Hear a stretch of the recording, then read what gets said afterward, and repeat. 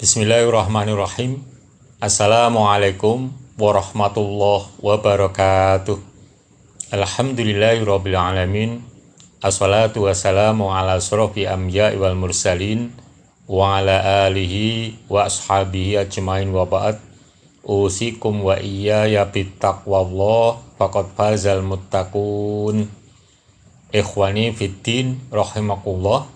Perkenankanlah pada kesempatan ini kami menyampaikan penjelasan tentang wajilatil qulub bagian yang kelima, indikator yang keenam, yaitu tidak musyrik atau tidak syirik, yang meliputi 1. Dalil larangan syirik dan macam-macam sesuai yang terkandung dalam surat Al-An-Nisa ayat 48. Kemudian dilanjutkan dengan macam-macam syirik secara kuantitas dan bentuk-bentuknya. Dilanjutkan yang ketiga, yaitu dampak dari melakukan syirik. Dalil larangan tentang syirik dan macam-macam seperti yang terkandung dalam surat An-Nisa 48, penjelasannya berikut ini. Dalil larangan musyrik. A'udzubillahi minasyaitonirrajim. Wa minan nasi may yattakhidhu min dunillahi andada yuhibbunahum ka hubbillah waladzina amanu asyaddu hubban lillah walau yaral ladzina zalamu id yarawnal adzaba annal quwwata lillahi jami'a wa annallaha syadidul adzab.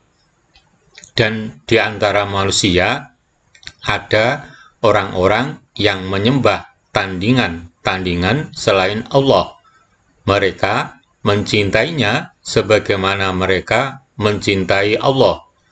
Adapun orang-orang yang beriman sangat cinta kepada Allah. Dan jika seandainya orang-orang yang berbuat zalim itu mengetahui ketika mereka melihat siksa pada hari kiamat, bahwa kekuatan itu kepunyaan Allah semuanya, dan bahwa Allah amat berat siksanya, niscaya mereka menyesal. Al-Baqarah 165. Innallaha la yaghfiru ayyushraka bihi wa yaghfiru ma duna dzalik liman yasha wa man yusyrik billah faqad dhalla dhalalan ba'ida.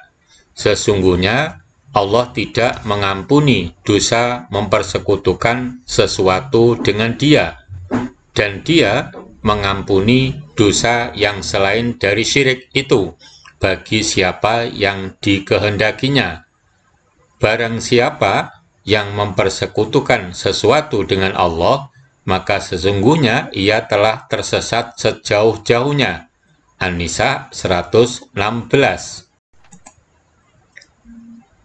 Syirik pada surat An-Nisa 48 dibagi menjadi 6. 1. Syirku istiqlal. 2. Syirku tam'id. 3. Syirku takrib. 4. Syirku taklid. 5. Syirku asbab. Dan yang keenam syirku akhirat. Syirku istiqlal yaitu menetapkan pendirian bahwa Tuhan itu ada dua, dan keduanya bebas bertindak sendiri-sendiri, seperti syiriknya orang Majusi, penyembah api. 2. Syirku tam'id, yaitu menyusun Tuhan terdiri dari beberapa Tuhan, sebagaimana syiriknya orang Nasrani. 3. Syirku takrib, yaitu beribadah memuja kepada yang selain Allah Subhanahu wa Ta'ala, untuk mendekatkan diri kepada Allah Subhanahu wa Ta'ala, sebagaimana syiriknya orang jahiliyah zaman dahulu.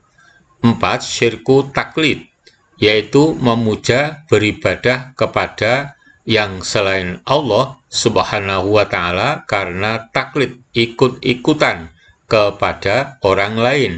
5. Syirku asbab, yaitu menyandarkan pengaruh kepada sebab-sebab yang biasa, sebagaimana syiriknya orang-orang ahli filsafat dan penganut faham naturalis.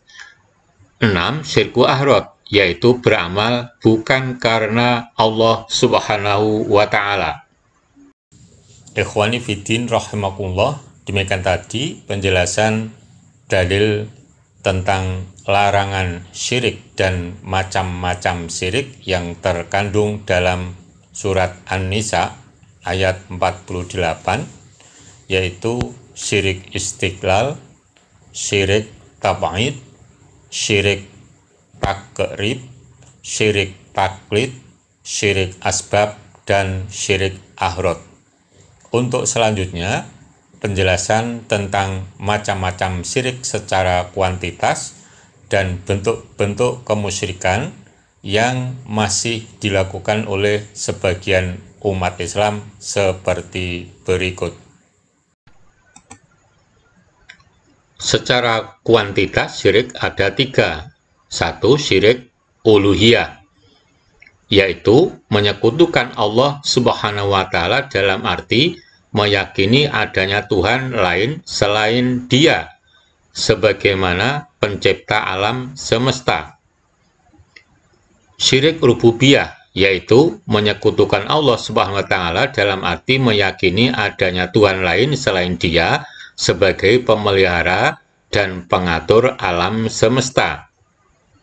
3. Syirik ubudiyah, yaitu menyekutukan Allah Subhanahu wa Ta'ala dalam arti meyakini adanya Tuhan lain selain Dia sebagai yang disembah.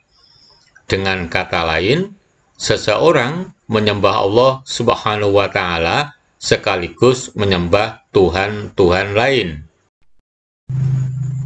Di antara bentuk-bentuk kemusyrikan yang masih dilakukan oleh sebagian umat Islam. 1. Meminta sesuatu maslahat atau dijauhkan dari madorot bahaya kepada kuburan nabi, habib, wali, kiai, dan lainnya, bernadar dan menyembelih hewan untuk mereka. 2. Mempercayai dan mendatangi dukun, paranormal, tukang sihir, orang pintar, tukang ramal, dan yang sepertinya, dan meminta perlindungan kepada jin. 3. Mempercayai jimat, tongkat, tangkal, susuk kekuatan, pusaka, barang sakti, ramalan bintang, dan lainnya.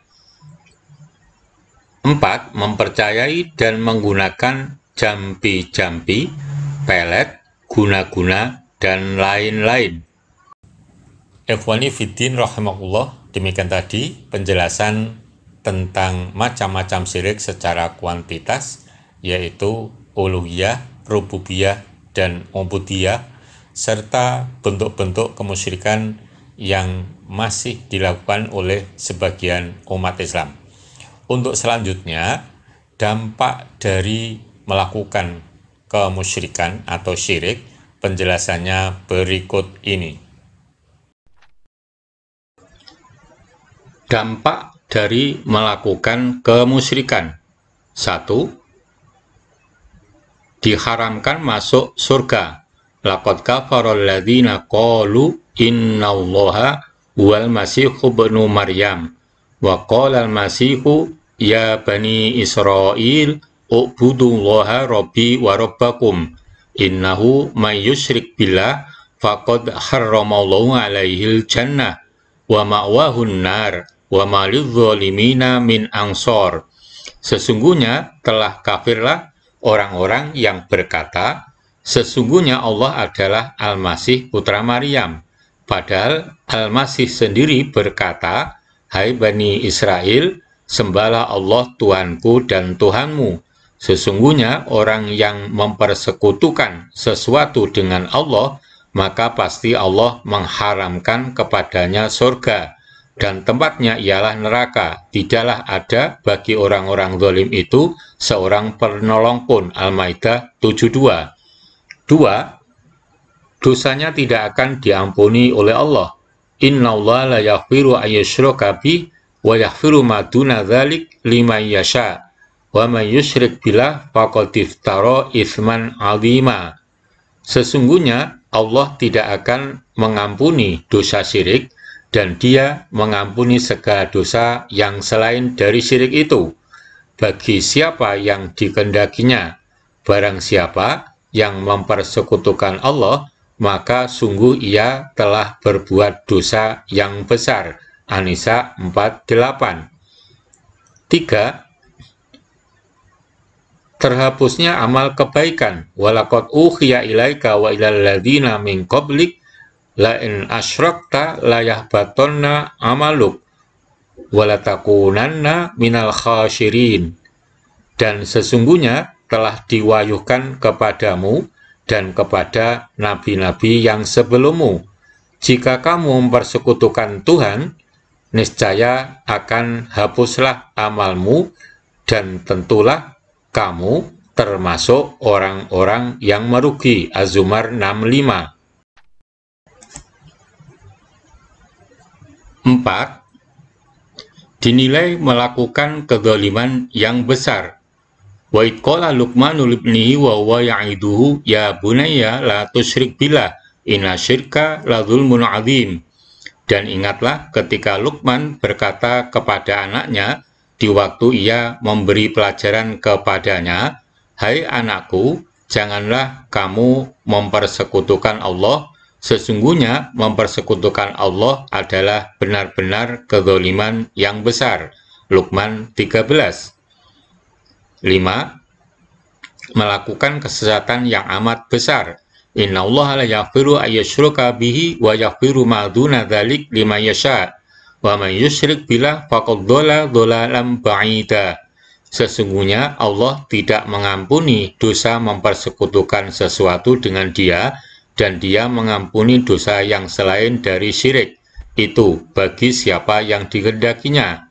Barang siapa yang mempersekutukan sesuatu dengan Allah, maka sesungguhnya ia telah tersesat sejauh-jauhnya. An-Nisa 116. 6. Menyesatkan orang lain. Fa'idha amilu birro'yi faqad dhallu wa adhallu. Ketika mereka beramal dengan ro'yi, pendapat, maka sungguh-sungguh sesat dan menyesatkan. Musnad Abu Ya'la. 7. Dosanya akan menjadi bertambah hingga kiamat. Man sanna sunatan dholalin fattubi'a 'alaiha kana 'alaihi mithlu auzarihim min ghairi ayanqusa min auzarihim syai'. Dan barang siapa yang melakukan kesesatan kemudian diikuti orang lain, maka dia berdosa dan ditambah dosanya orang yang mengikuti tanpa berkurang sedikit pun. Hadis riwayat Ahmad. Ikhwani fiddin rahimakumullah, demikian tadi penjelasan kami tentang Wajilatul Qulub bagian yang kelima, indikator yang keenam, yaitu tidak musyrik atau tidak syirik. Semoga kita semuanya diberi kemampuan oleh Allah Subhanahu wa Ta'ala untuk menghindari kemusyrikan secara menyeluruh. Amin. Billahi taufiq wal hidayah. Assalamualaikum warahmatullahi wabarakatuh.